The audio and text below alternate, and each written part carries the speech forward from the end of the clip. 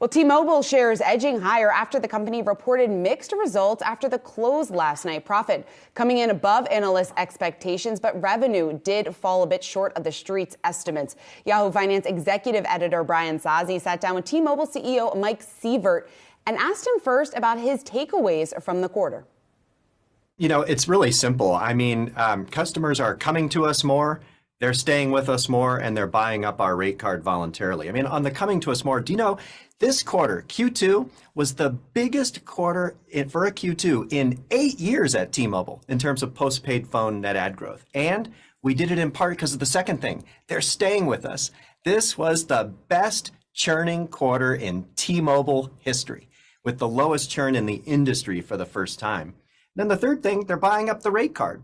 In fact, for the first time ever, we introduced Go 5G Plus, and it instantly became our most popular plan, and it happens to be our most premium plan.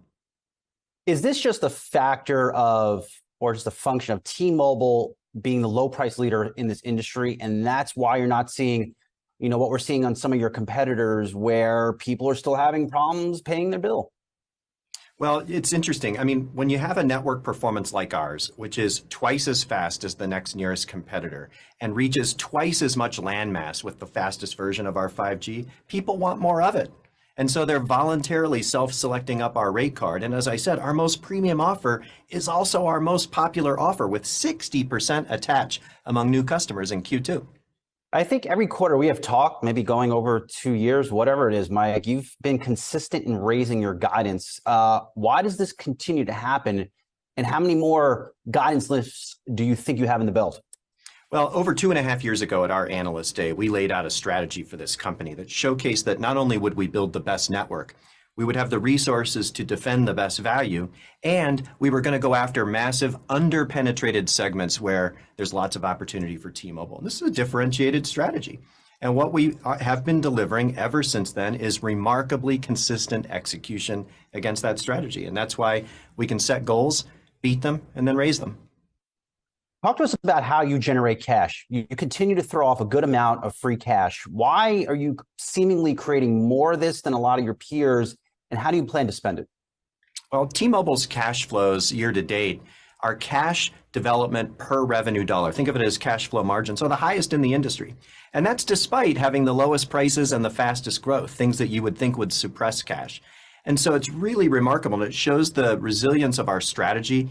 It shows that we've been able to take our superior spectrum resources and deliver the best network, that with our superior balance sheet, we're able to defend the best value.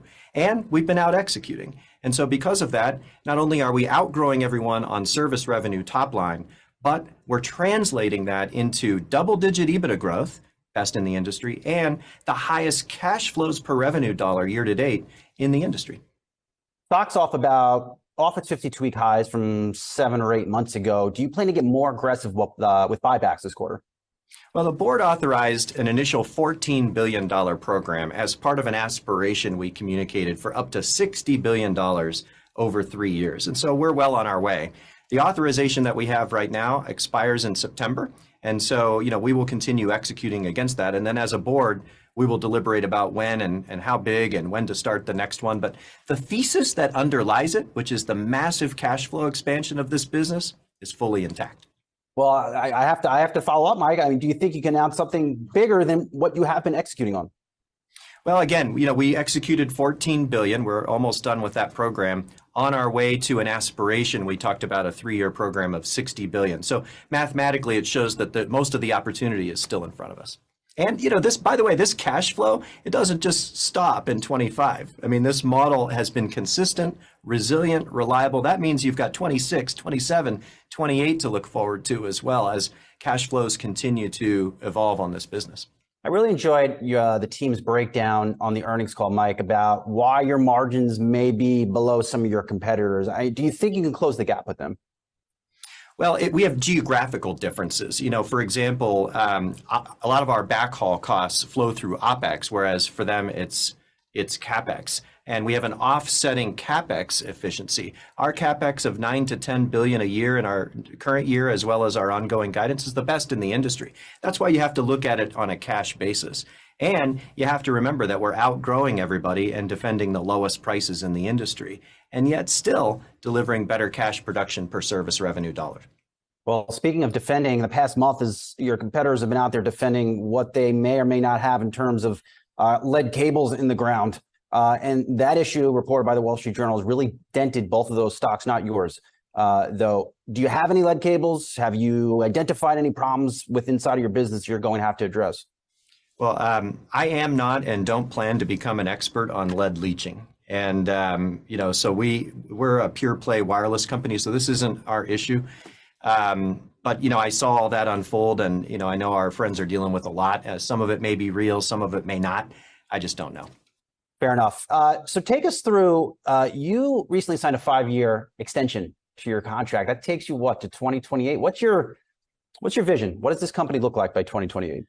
Well, first of all, I'm having a ball. I've been here 11 years. I've been CEO for 3.5 years. And part of why I do this is we have an incredible team. And, for us to build something lasting and special in this country, which is a superior way for people to connect, that's so exciting. Our mission is to be the best in the world at connecting customers to their world.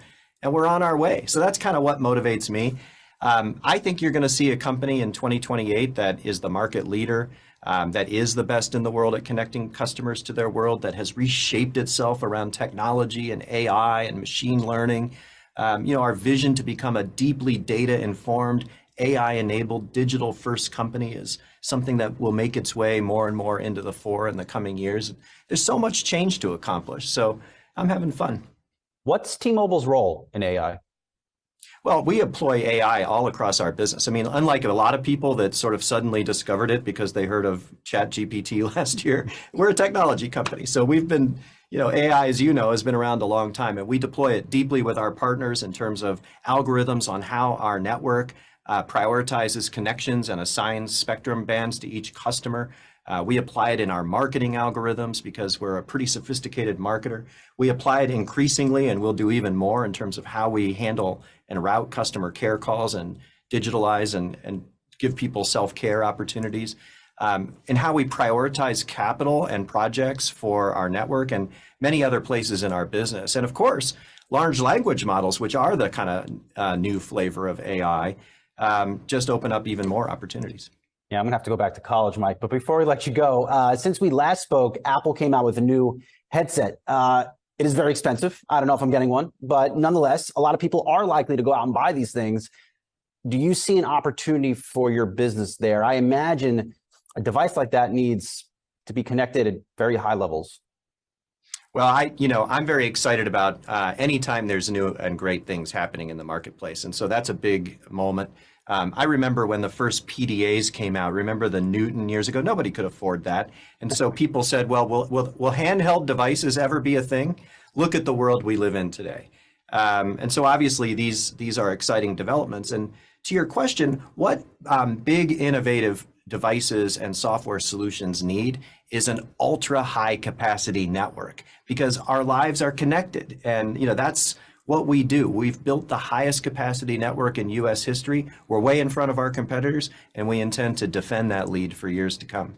And just so the younger folks out there realize, PDA is personal digital assistant. Did I get that right, Mike? Did I get it? You remember the Newton? It was too expensive for anybody to buy. But people said, therefore, nobody would ever have a handheld device. I mean, that's not the world we live in. I come from the foldable phone era, which, look, we're seeing foldable phones come on now, Mike. I mean, do you see these as a big opportunity? Is this a flash in the pan? I mean, are we going back in time here? Of course. No, listen, that's exciting. And Samsung's been a real innovator in this area. What we do is we just let the consumer be the guide. And some people have really been attracted to those things. Other people like the big, flat screens. And look, our job is to make sure we partner with all the best and, importantly, connect all those devices to the highest capacity network that's ever been built. Thanks to T-Mobile CEO Mike Sievert and, of course, our very own Brian Sozzi.